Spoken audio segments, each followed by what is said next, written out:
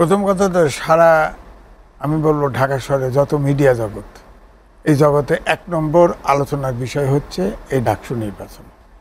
দেখেন, সক্রেটিস বলেছিল শিক্ষা প্রতিষ্ঠান হবে জ্ঞান উৎপাদনের জায়গা।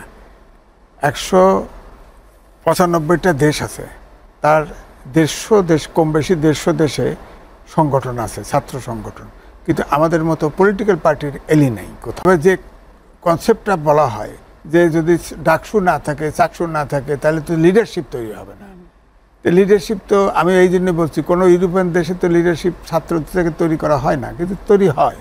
হ্যাঁ, তো এই জন্য জ্ঞানটা এখন ধরেন, এখন যে নির্বাচনটা হলো, ধরেন এই ৫৪ বছরের দেশ স্বাধীন হলো, এবারে ৮ম নির্বাচন ২০১৯-এর পর প্রত্যেক বছরই তো একবার হবার কথা ছিল। তো আসার কথা, কলম নাই, তখন ভোটাররা যায় তাদের নিজস্ব বল পয়েন্টে নির্বাচন দিয়েছে। শোনা গেছে বিভিন্ন রাজনৈতিক দলের নেতাকর্মীরা সারা ইউনিভার্সিটি ঘেরাও করেছিল, এটা ঠিক। তো এরকম ত্রুটি বিচ্যুতি কিছু ধরা পড়েছে, এটা ঠিক আছে। তবে এটাও ঠিক, ঢাকা ইউনিভার্সিটিতে কিন্তু সিসি ক্যামেরা ফিট করা ছিল। এটা ইচ্ছে করলে যেসব ত্রুটি বিচ্যুতি অভিযোগ আছে, অভিযোগ পাল্টা অভিযোগ। তবে আমি কিন্তু প্রথম থেকেই বলছি যে গণতান্ত্রিক রাজনীতিতে, মানবিক বাংলাদেশ, আইনের শাসন, সুশাসনে, সেখানে গুপ্ত রাজনীতির স্থান নেই। কিন্তু আপনি খেয়াল করে দেখেন যে শিবিরের কোনো প্যানেল নাই, শিবিরের কিন্তু সবাই জানে যে ঐক্যবদ্ধ শিক্ষার্থী জোট নামে তারা আন্দোলন, এটাও একটা গুপ্ত নাম, খেয়াল করছে। এখানে শিবির দিলে সমস্যা হইতো কি? ছাত্র দলের প্রকাশ্যে রাজনীতিটা কেন হচ্ছে না? প্রকাশ্যে রাজনীতি এই জন্য ধরেন, এই যে কি সাদেক কায়েম যে ভিপি নির্বাচন করছে, সে তো হেলমেট বাহিনীর লোক ছিল, মামলাও হয়েছে, কিন্তু মামলাতে কোর্ট এখন যাই হোক ভিন্ন রায় দিয়েছে, বুঝলাম।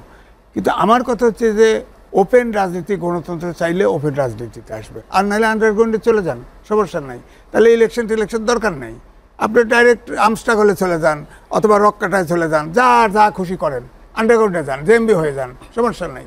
কিন্তু ওপেন রাজনীতি করতে হলে আপনাকে ওপেন আসতে হবে, মানে এখানে গুপ্ত রাজনীতি চলবে না। গুপ্ত রাজনীতি চলবে না। গুপ্ত রাজনীতি এটা কখনোই ভালো ফল দেয় না, ভালো ফল দেয় না। দেখেন এখন গুপ্ত রাজনীতির আচরণ দেখেন, লাস্টে এই সাজিদ কায়েম কি শব্দ বলেছে জানেন? যে এই নির্বাচন যদি বানচাল করার চেষ্টা করা হয়, তাহলে সেই ফেসিবাদীর মতোই এখান থেকে বিতরণ করা হবে। এই ভাষাটা কি খুব ছোট ভাষা? অর্থাৎ অরিজিনাল গুপ্ত রাজনীতির ওই যে হেলমেট বাহিনীর যে ভাষা, সেই ভাষাটা কিন্তু চলে আসছে। কিন্তু আমরা তো এখন শিক্ষা প্রতিষ্ঠানে শান্তি চাই। আপনি দেখেন প্রত্যেকটা, আপনার বোঝা গেছে প্রত্যেকটা হয়তো নাম বিভিন্ন রকম দিছে, কিন্তু সব সংগঠনে কিন্তু আপনার অভ্যুত্থানের যে নেতারা ছিল তারা কিন্তু অগ্রভাগে আছে। শুধু এই দলটি কিন্তু এখনো ইলেকশনও করছে, কিন্তু গুপ্তভাবে। আমি বলবো এটা উচিত হয় নাই। আমি বলছি এই জন্যেই, আমি আগেও বলেছিলাম যে যদি শিবির জেতে, তাহলে এই ডাকসুর চরিত্র বদলায় যাবে। কারণ শিবির যদি জেতে, শিবির প্যানেল, ডাকসু যতক্ষণ ছিল সব ওই সময়ের যত আন্দোলনের ডাকসু কিন্তু নেতৃত্ব দিয়েছে, কিন্তু এই শিবিরের নেতৃত্বে কেউ যাবে না, আপনি দেখেন। অর্থাৎ ডাকসুর ক্যারেক্টার বদলে যাবে। এটা আন্দোলনের যে ঢাকা ইউনিভার্সিটি সূতিকাগার বলা হয়, সূতিকাগার হবে না, এটা খালখন্দ হবে, এই আন্দোলন হবে না। কারণ গুপ্ত রাজনীতির সাথে কেউ তো ঢুকবে না। এই জন্য আমি বলবো যে অভিযোগগুলো আসছে, এই অভিযোগগুলো তদন্ত হওয়া উচিত। পরিষ্কারভাবে যারা অভিযোগ করেছে তাদের স্যাটিসফাই করা উচিত। কেন সারা ইউনিভার্সিটি রাজনৈতিক দলের একটি দলের, বিশেষ দলের লোক এসে ঘেরাও করলো? কেন ব্যালট পেপার সত্যই প্রেসিডেন্ট সেক্রেটারি, ওই গুপ্ত দলের প্রেসিডেন্ট সেক্রেটারি শুধু ক্রস মারা আছে, সেটা গেল? কেন কলম থাকলো না?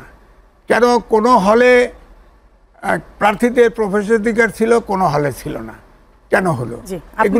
এগুলো তো অসামঞ্জস্য, স্বাভাবিকভাবেই প্রশ্ন। আপনি ইতিপূর্বে বেশ কয়েকটি ডাকসু নির্বাচন দেখেছেন, তো সেক্ষেত্রে এবারে যে ছোটখাটো ত্রুটি বিচ্যুতিগুলো রয়েছে, এইটাকে আপনি একেবারে যদি এক কথায় বলেন যে কিভাবে মূল্যায়ন করবেন? কিছুক্ষণ পরে হয়তো আমরা ফলাফল পাবো, 12টা বা তার কিছু পরে। আমি মূল্যায়ন করব এইটা গণতান্ত্রিক রাষ্ট্রের নির্বাচন এটা হয় নাই। কারণ গুপ্ত রাজনীতি কখনো গণতান্ত্রিক রাজনীতি না। এটা তো একটি দলের কথা বলছেন, এটা তো বাকি দলই তো, এটা তো বড় দল, ছাত্র শিবিরই তো বড় দল। এখন আওয়ামী লীগ নাই, ছাত্র দল, ছাত্র শিবিরই বড়। ছাত্র দল তো আর গুপ্ত রাজনীতি না করে প্রকাশ্যে রাজনীতি করা উত্তম, এবং সেটি দুই হলো এত নিরাপত্তা নেওয়া হয়েছে, বলয় তৈরি করা হয়েছে, এটাতে আমি কিন্তু দ্বিমত করছি না। কিন্তু সিসি ক্যামেরা সবই লাগানো হয়েছে। আপনি বলেন ব্যালট পেপার ঢুকলো কি করে? আপনি কোনো হলে ঢুকতে দিচ্ছেন, কোনো হলে ঢুকতে দিচ্ছেন না, কোনো জায়গায় কলম পাওয়া যাচ্ছে, কোনো জায়গায় কলম পাওয়া যাচ্ছে না। এখন প্রার্থী যদি আপনার নিজের কলম দিয়ে ভোট দিয়ে যায় কেমনে হবে? অভিযোগ বলা হচ্ছে যে এবং আমি দেখলাম এরকম ছোট ছোট অনেকগুলো একটা পর্যবেক্ষক টিম ছিল ঢাকা ইউনিভার্সিটির, তারা অনেকগুলো সমস্যা তুলে ধরছে। এই সমস্যাগুলো তো নিষ্পত্তি করতে হবে। এবং আমি ভিসিকে বলতে শুনেছি আমাদের প্রত্যেকটা জায়গায় সিসি ক্যামেরা ফিট করা আছে, সবটা প্রমাণ করা সম্ভব। তো ইমিডিয়েটলি রেজাল্টের পাশাপাশি ওইগুলো প্রমাণ করে হাজির করুক, তাহলে তো কনফিউশন থেকেই যাবে। এই ডাকসু নির্বাচনের একটা কেউ বলবে ষড়যন্ত্র হয়েছে, কেউ বলবে এটা যদি না মানেন তাহলে